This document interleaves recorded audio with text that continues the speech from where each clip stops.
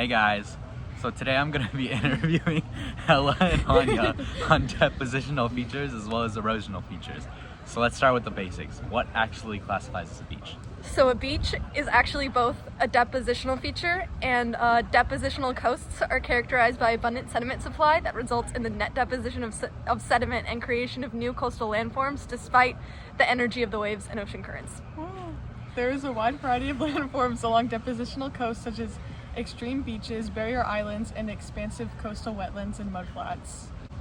Okay, so I know that spits, bay barriers, tombolos, and barrier islands are also depositional features located on the coasts. But what exactly are those?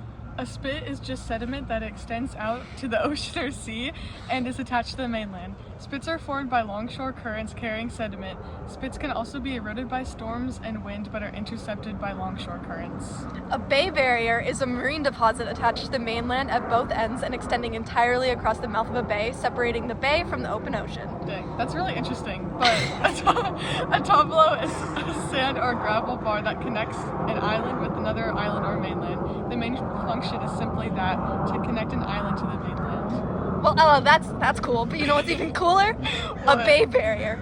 It is similar to a tombolo, as it's long and narrow. It's a wave-built island separated from the mainland by a lagoon, and bay barriers help protect the land from waves and other extreme weather.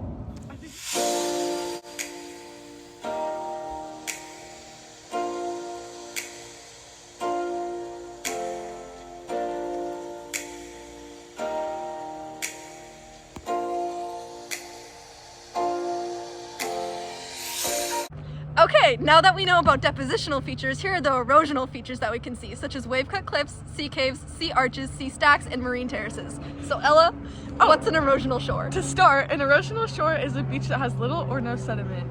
A wave-cut cliff is a cliff produced by the waves crashing against it. Oh, sea caves are a type of cave formed by waves and erosion. But sea arches are openings through a headland caused by erosion instead of being formed by the waves. Sea stacks is an isolated pillar-like structure that is detached from the mainland. And a marine terrace is a wave-cut bench that's exposed above sea level.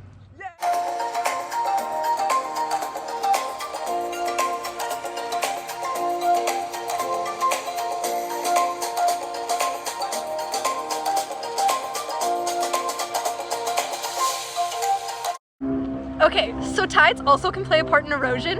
Ella, how does that work? So the world sees three different types of tides: diurnal One of them is semi-diurnal. or mixed. In our area, we see mixed tidal patterns, which means that the high tide and low tide are very drastically different. The tide also carries sediment, and while it's transporting that sediment, it can erode coasts with the ebb tide and the flow of ocean water. Waves can also cause major sand deposition, moving sand each time waves crash against the beach.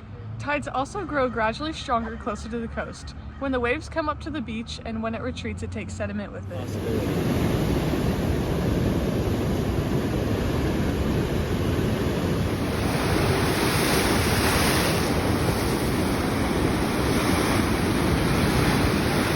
Okay, so what has been done to try and prevent erosion? There's actually been many structures that humans have developed to help prevent erosion. Oh, one of the structures is a jetty. A jetty acts as sort of a barrier against erosion and waves. And a seawall is another example, and seawalls are made to prevent erosion so they can help protect areas against strong storm surges.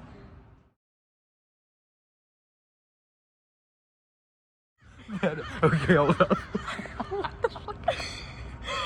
Okay, so now that I know about depositional features, what are the erosional features that we can see? Okay, funny haha joke.